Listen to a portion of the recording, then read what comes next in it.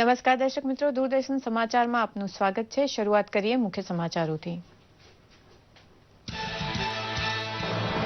ભારતીય પોલીસ સેવામાં હોદ્દો ગ્રહણ કરવા જઈ રહેલા યુવા અધિકારીઓને ખંત અને કોઠાસૂઝ વડે પરિવર્તન લાવવાનું કહેતા નાણામંત્રી જેટલી હૈદરાબાદમાં નેશનલ પોલીસ અકાદમીની દીક્ષાંત પરેડમાં હાજર રહ્યા નાણામંત્રી। ઇન્ડો તિબેટ બોર્ડર પોલીસના સ્થાપના દિવસની ગૌરવશાળી ઉજવણીમાં સામેલ થયા ગૃહમંત્રી રાજનાથસિંહ। સરહદની રખેવાળી માટે બલિદાન આપવાના ઉચ્ચ પરંપરા ધરાવતા પોલીસ દળને દેશવતી આપી શાબાશી।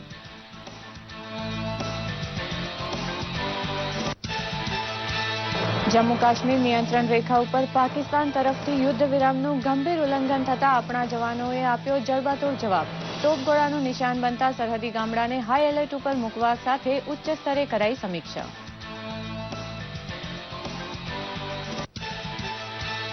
દેવી લક્ષ્મી સાથે ભગવાન ધન્વંતરીનું પૂજન કરી ધન અને નિરામય આરોગ્યનું વરદાન માંગશે ગુજરાત। ધનતેરસ નિમિત્તે સોના ચાંદી બજાર અને મંદિરમાં છલકાશે મહેરામણ।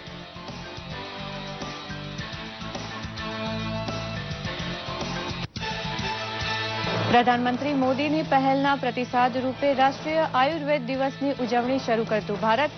આયુર્વેદ શિક્ષણનું વૈશ્વિક કેન્દ્ર ગણાતા જામનગરમાં યોજાઈ ધન્વંતરી પૂજા, તો નાનકડા ગામ વિભાપર સુધી આયુર્વેદ દિવસની ઉજવણીનો ઉમંગ જોવાયો। ગુજરાત સહિત વિશ્વના ખૂણે ખૂણે વસવાટ કરતા ગુજરાતીઓને દિવાળીની શુભેચ્છા પાઠવતા મુખ્યમંત્રી વિજય રૂપાણી। નૂતન વર્ષ દેશ અને દુનિયામાં સમગ્ર માનવજાત માટે કલ્યાણકારી સાબિત થાય તેવી ગુજરાત વતી પાઠવી શુભેચ્છા। જોઈએ સમાચાર વિગતવાર। કેન્દ્રીય નાણામંત્રી અરુણ જેટલીએ હૈદરાબાદની રાષ્ટ્રીય પોલીસ એકેડમી ખાતે આઈપીએસ પ્રોબેશનર્સની 68મી બેચની પાસિંગ આઉટ પરેડ સલામી ઝીલી હતી। કેન્દ્રીય મંત્રી અરુણ જેટલીએ સમારંભને સંબોધતા પ્રોબેશનર અધિકારીઓને લોકસેવા માટે જરૂરી ગુણ ખીલવતા રહેવા અનુરોધ કર્યો હતો। 45 સપ્તાહની બેઝિક ટ્રેનિંગ પછી પોલીસ અકાદમીમાં ઉત્તીર્ણ થયેલા 109 ભારતીય પોલીસ સેવા પ્રોબેશનર્સ પાસિંગ આઉટ પરેડમાં ભાગ લીધો હતો।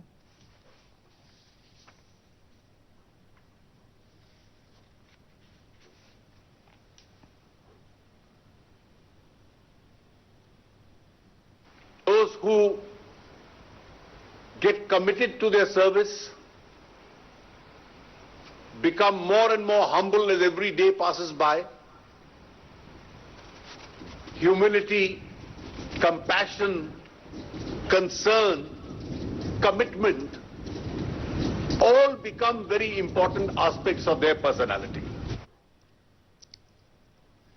કેન્દ્રીય ગૃહમંત્રી રાજનાથસિંહે ભારતીય તિબેટ બોર્ડર પોલીસ દળના 55મા સ્થાપના દિવસ પરેડનું નિરીક્ષણ કર્યું હતું। 24 ઓક્ટોબર 1962ના રોજ આ દળની રચના થઈ હતી। જમ્મુથી અરુણાચલ સુધી 5 રાજ્યોમાં પથરાયેલી 3488 કિલોમીટર લાંબી ભારત ચીન સરહદની સુરક્ષા માટે રચાયેલા આ દળમાં 90,000 જવાનો ફરજ બજાવે છે। ગ્રેટર નોઈડા ખાતે પરેડનું નિરીક્ષણ કર્યા બાદ કેન્દ્રીય મંત્રી રાજનાથસિંહે ગેલેન્ટ્રી એવોર્ડ પણ અર્પણ કર્યા હતા। તેમણે સમારંભને સંબોધતા જણાવ્યું હતું કે આઈટીબીપીનું નામ હંમેશા ગૌરવપૂર્વક લેવાતું રહ્યું છે।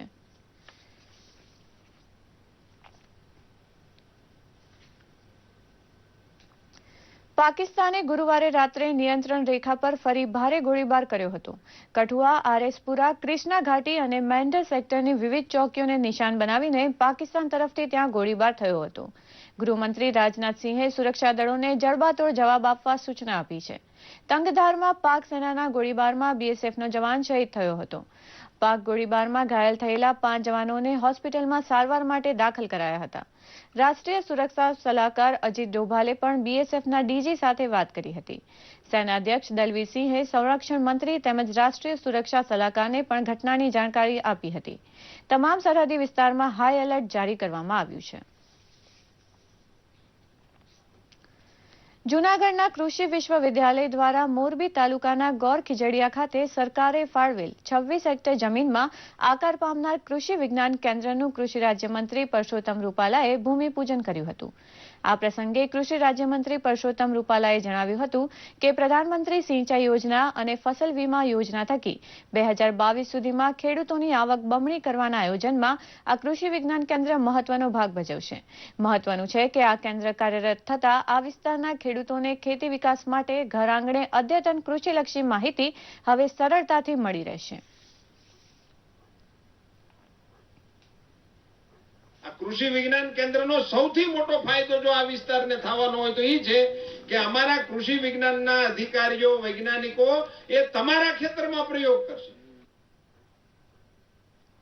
ગાંધીજીના પૌત્ર કનુભાઈ ગાંધી સુરતમાં રાધાકૃષ્ણ મંદિરમાં પોતાના પત્ની શિવલક્ષ્મી સાથે આનંદપૂર્વક રહેતા હતા, પરંતુ 22 ઓક્ટોબરના રોજ છાતીમાં દુખાવો અને ગભરામણ થતા સુરતની એક ખાનગી હોસ્પિટલમાં દાખલ કરવામાં આવ્યા હતા. કનુભાઈ હાલ નાજુક હાલતમાં હોસ્પિટલમાં સારવાર લઈ રહ્યા છે. ગાંધીજીએ પૌત્ર કનુભાઈ ગાંધીને ઉછેર્યા હતા. કનુભાઈ નાનપણમાં ગાંધીજીની લાકડી તરીકે જાણીતા હતા. અમેરિકાની મેસેચ્યુસેટ્સ ઇન્સ્ટિટ્યૂટ ઓફ ટેકનોલોજીમાં બાયોકેમિસ્ટ્રીમાં PhD કરીને તેઓ નાસામાં રિસર્ચર તરીકે જોડાયા હતા.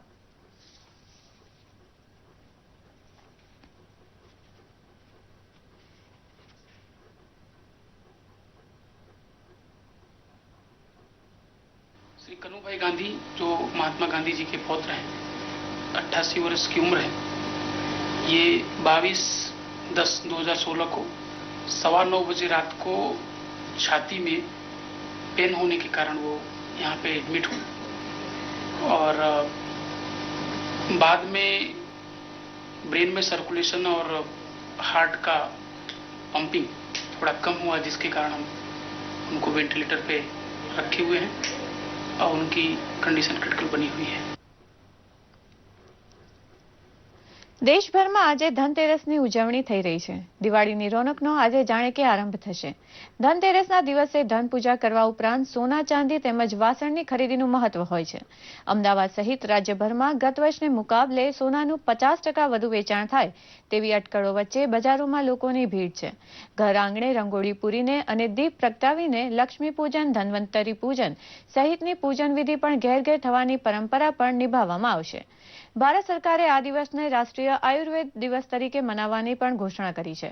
આયુર્વેદિક હોસ્પિટલમાં ધન્વંતરી જયંતિની ઉજવણી કરતા વિવિધ કાર્યક્રમો પણ યોજાશે.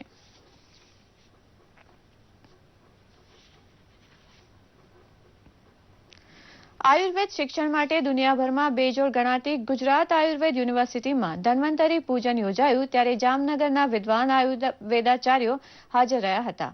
આયુર્વેદ વિશ્વવિદ્યાલયના કુલપતિ સંજય ઓઝાના હસ્તે યોજાયેલા પૂજનમાં વેદ પ્રમાણિત મંત્રોચ્ચાર સાથે માનવ માત્ર માટે નિરામય જીવનની કામના કરવામાં આવી હતી. બીજી બાજુ વિભાપર જેવા નાનકડા ગામે પણ આરોગ્ય કેન્દ્રમાં ધન્વંતરી પૂજન માટે જાગૃતિ જોવા મળી હતી. આયુર્વેદાચાર્ય નિશાંત શુક્લનું માર્ગદર્શન લઈ યોજાયેલા પૂજનમાં શાસ્ત્ર પ્રમાણ ધરાવતા ઘટક દ્રવ્યોનો વપરાશ કરવામાં આવ્યો હતો. આયુર્વેદને 5મો વેદ ગણતા લોકો માટે જામનગર વૈશ્વિક જ્ઞાન કેન્દ્ર ગણાય છે.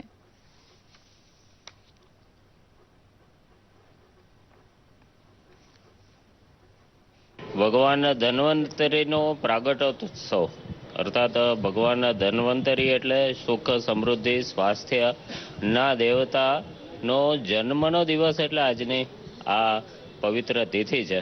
એ નિમિત્તે કેન્દ્ર સરકારે રાષ્ટ્રીય આયુર્વેદ દિવસ આજના દિવસે જાહેર કર્યો હોવાના કારણે આ સંસ્થા ગુજરાત આયુર્વેદ યુનિવર્સિટીના પ્રારંભ કાળથી દર ધનતેરસના દિવસે ભગવાન ધન્વંતરીનું પૂજન થતું જ હતું. ચરકે બહુ સરસ શબ્દોમાં કીધેલો છે, નાત્માર્થમ નાપી કામાર્થમ અથ ભૂત દયામ પ્રતિ. નાત્માર્થમ એટલે કે મારા પોતાના આત્મ સુખ માટે કે પોતાની પ્રગતિ માટે નહીં, પરંતુ અથ ભૂત દયામ પ્રતિ એટલે કે ભૂત તત્વો, સમાજમાં વિશ્વમાં રહેલા સર્વ પ્રાણી, પશુઓ, પક્ષીઓ, વનસ્પતિ વગેરેના દયા માટે આયુર્વેદનો પ્રાદુર્ભાવ થયેલો છે. આજે ધનતેરસ પર્વે દેશભરમાં રાષ્ટ્રીય આયુર્વેદ દિવસની ઉજવણી કરવાની નવી પરંપરા શરૂ થઈ છે. સમુદ્ર મંથન વખતે ધનતેરસના દિવસે દેવતાઓના વૈદ્ય ધન્વંતરી અમૃત પ્રકાશ સાથે પ્રગટ થયા હતા. અમદાવાદની અખંડાનંદ હોસ્પિટલે પણ ધન્વંતરી જયંતિએ રાષ્ટ્રીય આયુર્વેદ દિવસની ઉજવણી કરી હતી. હોસ્પિટલના તબીબો અને કર્મચારીઓએ ધન્વંતરી પૂજન કર્યું હતું. ત્યારબાદ ડાયાબિટીસ રોગ નિદાન કેમ્પ, ચિકિત્સા કેમ્પનું આયોજન પણ થયું હતું. નિદાન કેમ્પમાં દર્દીઓએ મોટી સંખ્યામાં ભાગ લીધો હતો.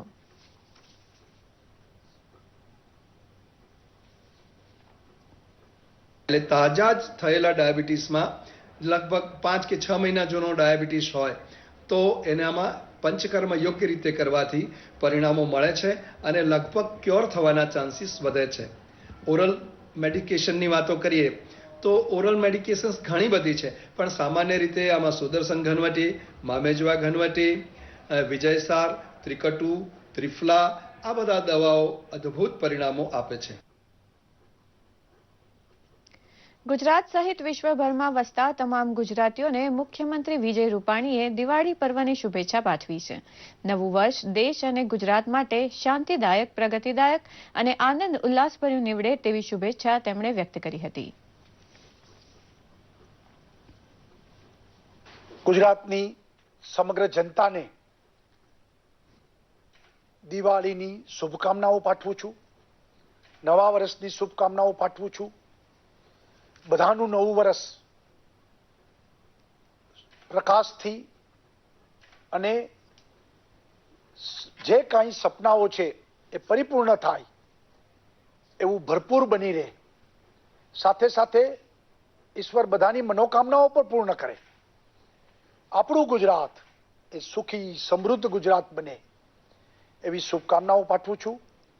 નવા વર્ષમાં આવો સંકલ્પ કરીએ, 6.5 કરોડ ગુજરાતીઓ એક બને, સંગઠિત થાય, સામાજિક સમરસતા વધુ ગાઢ બને અને આપણે સૌ સમાજ વચ્ચે કોઈ કટુતા ઉત્પન્ન ન થાય એવો સંકલ્પ કરીએ અને એના આધાર ઉપર ગુજરાતની પ્રગતિને ચરમસીમાએ પહોંચાડીએ. એ જ આ વખતનો નવા વર્ષનો સંકલ્પ બનાવી અને આપણું ગુજરાત આગવું ગુજરાત બની રહે એવી બધાને શુભકામના. લીંબડી સાયલા પંથકના દિવ્યાંગો દિવાળી પર્વે સ્વરોજગારીમાં પ્રવૃત્ત થાય અને સર્જનશીલતાનો અહેસાસ કરી શકે તે હેતુસર સાયલાની એક સંસ્થાએ શ્રમયજ્ઞ આદર્યો છે. દિવ્યાંગો દ્વારા તૈયાર થયેલા દીવડાના વેચાણની વ્યવસ્થા કરીને સંસ્થા તેમને સન્માનજનક જીવન જીવવાની તક પૂરી પાડે છે. પ્રસ્તુત છે એક અહેવાલ.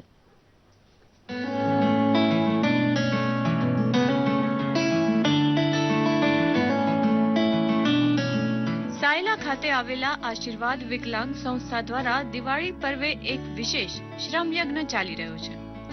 સુરેન્દ્રનગર, સાયલા અને લીંબડીથી આવતા 232 જેટલા દિવ્યાંગ ભાઈ બહેનો દિવાળી પર્વે વિશ્વમાં પ્રકાશ ફેલાવવા દીવડાનું નિર્માણ કરી રહ્યા છે. દીવડાને રંગોળી સજાવી મીણ પૂરીને દિવેટ મૂકીને આ દિવ્યાંગો તે દીવડાનું પેકિંગ પણ કરે છે. માનસિક અને શારીરિક ક્ષતિ ધરાવતા આ દિવ્યાંગો સર્જનશીલતાનો અહેસાસ કરવા સામે રોજગારી પણ મેળવે છે. અત્યારે અમે દિવાળી આવે છે એટલે અમે કોળિયા રંગી છીએ, કલર કરી છે, એમાં મેણ ભરી છીએ અને અમને રોજગારી આપે છે.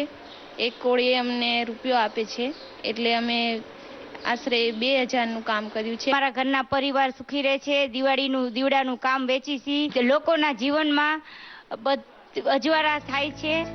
અન્યોના જીવનમાં અજવાળા પાથરીને મળનારી રોજગારી આ દિવ્યાંગોના જીવનમાં પણ ઓજસ પાથરે તે કારણસર લોકો હોંશે હોંશે દીવડા ખરીદી રહ્યા છે. આ દિવાળીનો પર્વ આવી રહ્યો છે ત્યારે કે આ દિવ્યાંગ બાળકોના બનાવેલા જે દીવડા છે એ દિવાળીનો પર્વ આવે છે એટલે આપણે વાપરવા. બીજું કે કોઈ ચાઇનાના કે કોઈ બીજા ત્રીજા કોઈ દીવડા ન લેવા અને વધારેમાં વધારે આ દીવડા લેવાનો આગ્રહ રાખો. અમે પણ અહીંથી લઈ જાવીએ છીએ. સાયલાની આશીર્વાદ વિકલાંગ સંસ્થા સાયલા, સુરેન્દ્રનગર અને લીંબડીના 3 કેન્દ્રો પર કાચી સામગ્રી લાવી આપીને તેમજ વેચાણ વ્યવસ્થા કરીને દિવ્યાંગોને સ્વરોજગારી સાથે સર્જનશીલ પ્રવૃત્તિમાં જોતરવા જાણે કે યજ્ઞ માંડ્યો છે. અહીંયા અત્યારે અમારી પાસે સુરેન્દ્રનગર, લીંબડી અને સાયલા થઈને 232 જેટલા દિવ્યાંગો આવે છે અને એ લોકો અત્યારે દિવાળીનો સમય હોવાથી દીવડામાં કલર કરી, મીણ પૂરી, દિવેટ મૂકી અને એનું પેકિંગ કરી અને માર્કેટમાં અમે એને વેચાણ માટે મૂકી છે અને અત્યારે અમે 14,000થી ઉપર સુધીના દીવડાનું વેચાણ કર્યું છે અને એનાથી દિવ્યાંગોને રોજગારી મળે છે અને એમને લાભ મળે છે અને એની સાથે એ અને એના પરિવારના બહુ ખુશ રહે છે. દિવ્યાંગોના શ્રમ અને ભાવનાથી નિર્માણ પામેલા આ દીવડા હવે દિવાળી પર્વે ઠેર ઠેર ઝગમગશે. દૂરદર્શન સમાચાર, અમદાવાદ. દિવાળીના નવલા પર્વે તીર્થસ્થાન દર્શનનો પણ મહિમા છે. યાત્રાધામ અંબાજીમાં પણ મંદિર સંકુલને રોશનીથી શણગારવામાં આવ્યું છે. દિવાળીમાં શ્રદ્ધાળુઓને આરતી દર્શનનો લાભ સરળતાથી મળે તે હેતુસર બેસતા વર્ષ અર્થાત કારતક સુદ એકમથી લાભ પાંચમ સુધી દર્શન આરતીના સમયમાં ફેરફાર કરવામાં આવ્યો છે. બેસતા વર્ષના દિવસે સવારની આરતી 6 થી 6:30 વાગ્યા વચ્ચે થશે તો 1 નવેમ્બરથી 5 નવેમ્બર અર્થાત લાભ પાંચમ સુધી સવારની આરતીનો સમય 6:30 થી 7 કલાકનો રહેશે. બેસતા વર્ષે નિજ મંદિરમાં 56 ભોગના અન્નકૂટ સહિત વિશેષ આરતીનું આયોજન છે.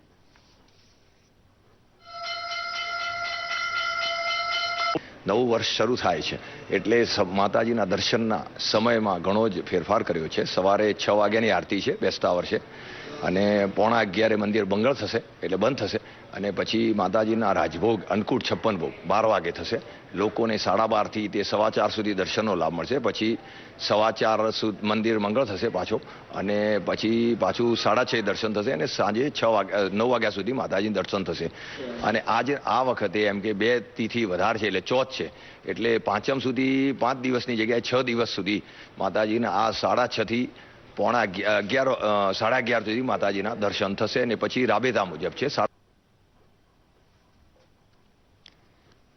વિતેલા 1.5 વર્ષથી સુરતના હીરા ઉદ્યોગને લાગેલું મંદીનું ગ્રહણ કદાચ આ દિવાળીએ ઉડી ગયું છે. હીરાની એન્ટવર્પમાં આવેલી કેટલીક મોટી કંપનીઓ કાચી પડતા 1.5 વર્ષથી હીરા ઉદ્યોગ મંદીનો સામનો કરી રહ્યો હતો. પરંતુ દિવાળી પહેલા વિદેશોમાં અને ખાસ કરીને અમેરિકામાં તૈયાર હીરાની માંગ વધતા હીરા ઉદ્યોગના હબ ગણાતા સુરતમાં આનંદની લાગણી પ્રવર્તી રહી છે. સૌરાષ્ટ્ર, ઉત્તર ગુજરાત અને મધ્ય ગુજરાતમાંથી સુરત આવી હીરા ઘસવાનું કામ કરતા લાખો શ્રમિકો મહદઅંશે બેરોજગારીનો અનુભવ કરતા હતા. પરંતુ દિવાળી પહેલા જ તૈયાર હીરાની માંગ વધતા તેમની દિવાળી પણ સુધરી ગઈ છે. માર્કેટમાં સુધારો છે તો તેનાથી જે બધા કર્મચારીઓ છે, રત્ન કલાકારો છે, તેમને નવી તકો મળશે. સાથે જે પણ મોટી મોટી કંપનીઓ છે તે પણ તેમના માટે જે બધું જે બેનિફિટો આપવાના હોય, જેમ કે ડાયમંડ માર્કેટમાં આપણે બધાને ખ્યાલ જ છે કે લોકો ઘર, ગાડી, બંગલા બધું પણ એ ત્યાં સુધીનું આપે છે.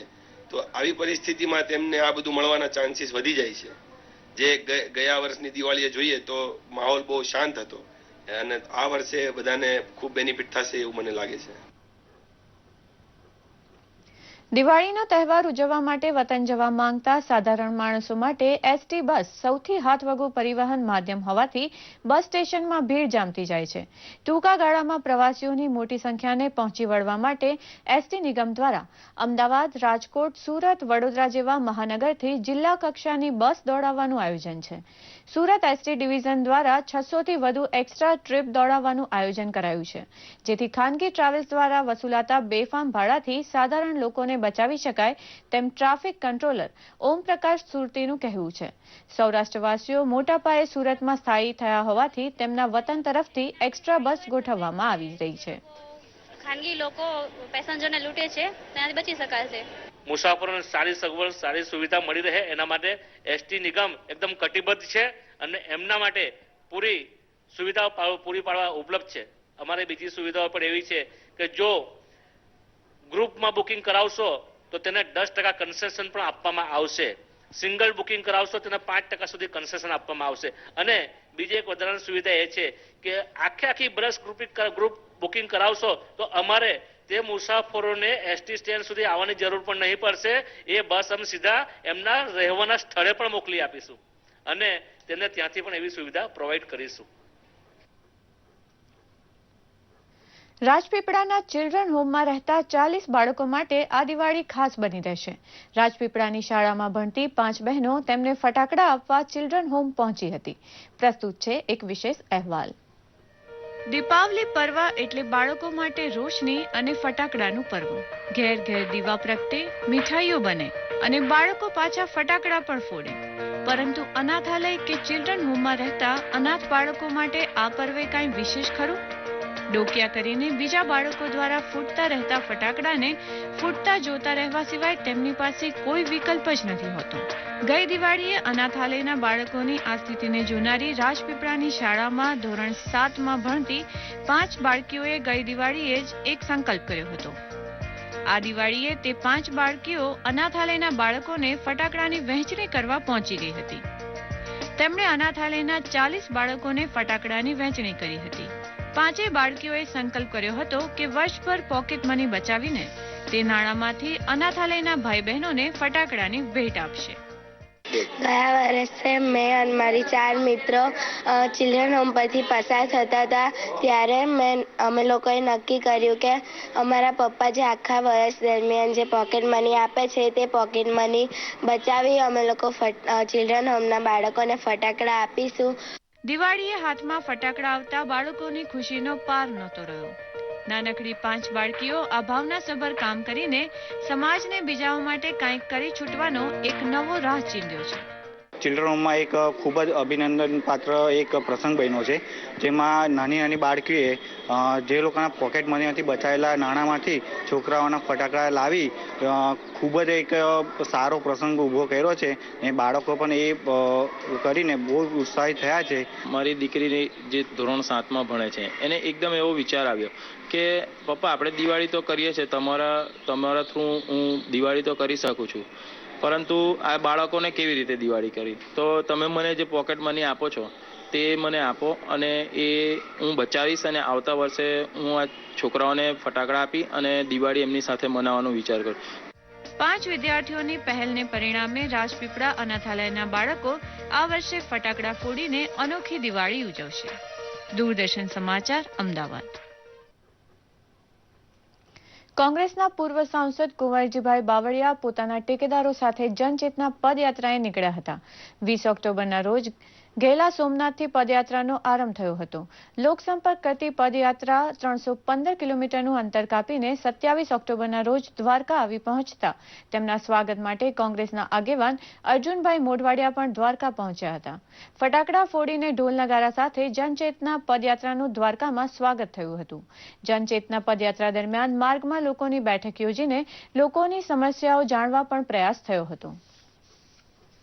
ખાસ અમારી જનચેતના પદયાત્રાનો મુખ્ય ઉદ્દેશ લોક સંપર્ક થાય, લોકોની સમસ્યાઓ જાણી શકાય, સર્વ ધર્મ સમભાવ તમામ સમાજના લોકોને સાથે જોડીને અને અમારી આ જનચેતના પદયાત્રા જુદા જુદા તાલુકા અને જિલ્લા મથકોમાંથી અમે પસાર થયા. ખાસ કરીને આ ધાર્મિક એની સાથે સાથે સામાજિક સમરસતા કેળવાય એવા ઉદ્દેશ સાથે અમે આ સર્વ ધર્મ સમભાવ સાથે નાગરિકોનું, રાષ્ટ્રનું, દેશનું ભલું થાય, કલ્યાણ થાય એવા ઉદ્દેશ સાથે અમે આ જનચેતના પદયાત્રામાં અહીંયા સુધી આજે પહોંચ્યા, દ્વારકાધીશના દર્શને પહોંચ્યા છીએ.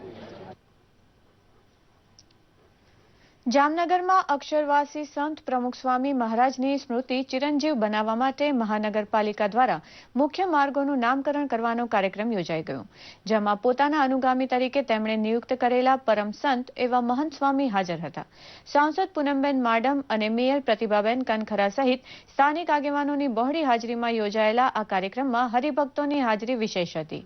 ધારાસભ્ય વસુબેન ત્રિવેદીએ આ પ્રસંગે પ્રમુખ સ્વામી મહારાજની જામનગર મુલાકાતના પવિત્ર પ્રસંગ વાગોવ્યા હતા, જ્યારે મહંત સ્વામીએ સત્સંગ સાથે લોકસેવાનો વારસો જામનગરમાં અકબંધ રાખવા હરિભક્ત સમુદાય જહેમત કરશે તેમ કહ્યું હતું.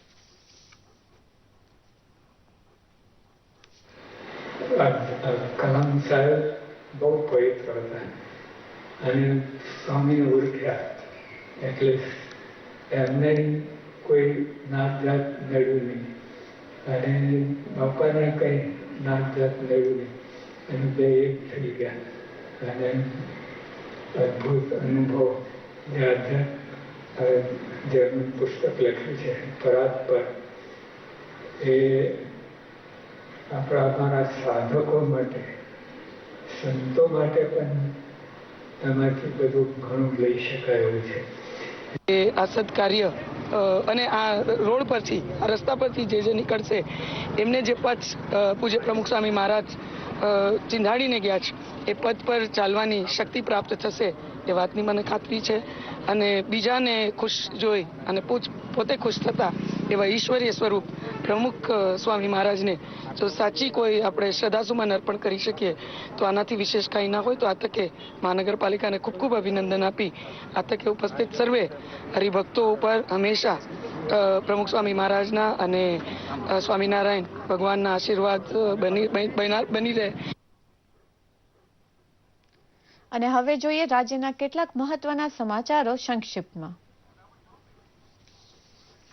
અંબાજી મુકામે સામાજિક અને શૈક્ષણિક રીતે પછાત વર્ગ કલ્યાણ વિભાગના મંત્રી કેશાજી ચૌહાણના અધ્યક્ષપદે પ્રાંત કક્ષાના અધિકારીઓની મળી બેઠક. હકારાત્મક અભિગમ દાખવીને લોકોના પ્રશ્નોનું નિરાકરણ લાવવા મંત્રીશ્રીઓનો અનુરોધ. રાષ્ટ્રીય અનુસૂચિત જાતિ આયોગના સભ્ય રાજુભાઈ પરમાર દ્વારા સુરત ખાતે અનુસૂચિત જાતિઓના શહેરી અને ગ્રામ્ય વિસ્તારના પડતર પ્રશ્નો અંગે અધિકારીઓ સાથે ચર્ચા વિચારણા. અનુસૂચિત જાતિ અને જનજાતિના વિદ્યાર્થીઓનો કેમ્પ યોજી સરકારની યોજનાની સમજ આપવા કર્યો અનુરોધ. ગૃહ રાજ્ય મંત્રી પ્રદીપસિંહ જાડેજા દ્વારા વસ્ત્રાલ વટવા વિસ્તારમાં વિકાસ કાર્યોનું લોકાર્પણ અને ખાતમુહૂર્ત. જિમ્નેશિયમ અને વાંચનાલયનું ભૂમિપૂજન. ગૃહ રાજ્ય મંત્રી પ્રદીપસિંહ જાડેજા દ્વારા ખાસ સમારંભમાં વસ્ત્રાલ તળાવનું લોકાર્પણ. 12 કરોડના ખર્ચે તૈયાર થયું છે તળાવ. વાવની સુંદરતામાં થયો વધારો. અમદાવાદ દક્ષિણ ઝોનના વટવા વોર્ડમાં ડ્રેનેજ લાઇન નાખવાનું ભૂમિપૂજન સંપન્ન. ગૃહ રાજ્યમંત્રી પ્રદીપસિંહે કહ્યું કે વિસ્તારની સુખાકારીમાં થશે વધારો. ગૃહ રાજ્યમંત્રી પ્રદીપસિંહે વટવા વોર્ડમાં કર્યું વરસાદી પાણીની લાઇનનું ખાતમુહૂર્ત. તૈયાર થયેલા વટવા ગામ પોલીસ ચોકીનું પણ લોકાર્પણ. પોલીસ કમિશનર રહ્યા ઉપસ્થિત. પ્રધાનમંત્રી નરેન્દ્ર મોદીની અપીલ બાદ દેશવાસીઓ લાખો ટ્વીટ કરી સેનાના જવાનોને દિવાળીની શુભેચ્છાઓ આપી રહ્યા છે. સામાન્ય માણસથી લઈ રાજનેતાઓ, અભિનેતા અને ગાયક કલાકારોએ પણ સેનાને સંદેશાઓ મોકલી રહ્યા છે. આવો જોઈએ સેનાને દિવાળીની શુભેચ્છા મોકલેલા ખાસ સંદેશાઓ.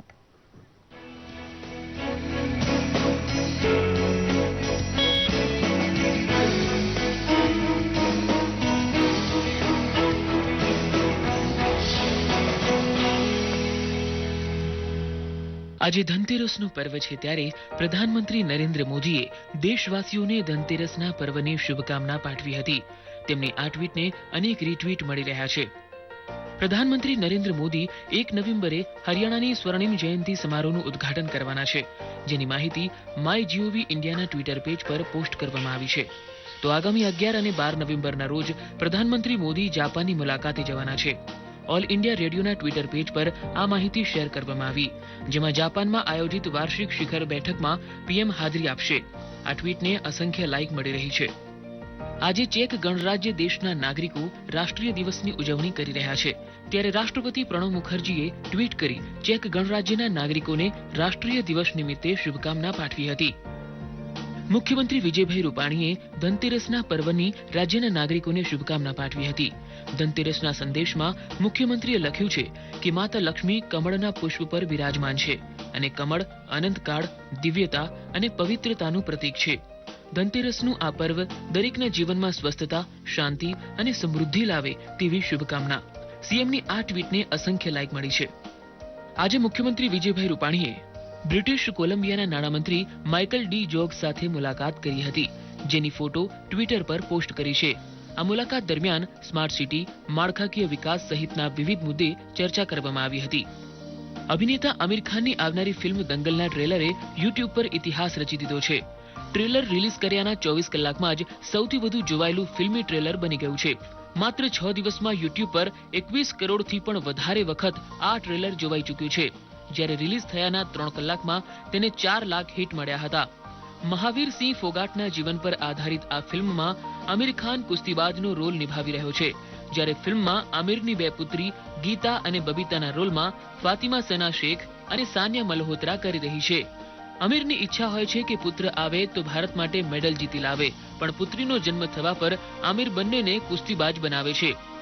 ફિલ્મ 23 ડિસેમ્બરના રોજ રિલીઝ થશે. સોશિયલ મીડિયા ડેસ્કથી પંકજ શર્માનો રિપોર્ટ, દૂરદર્શન સમાચાર, અમદાવાદ. તો આ સાથે આ સમાચાર બુલેટિનની સમાપ્ત કરીએ છીએ. નમસ્કાર.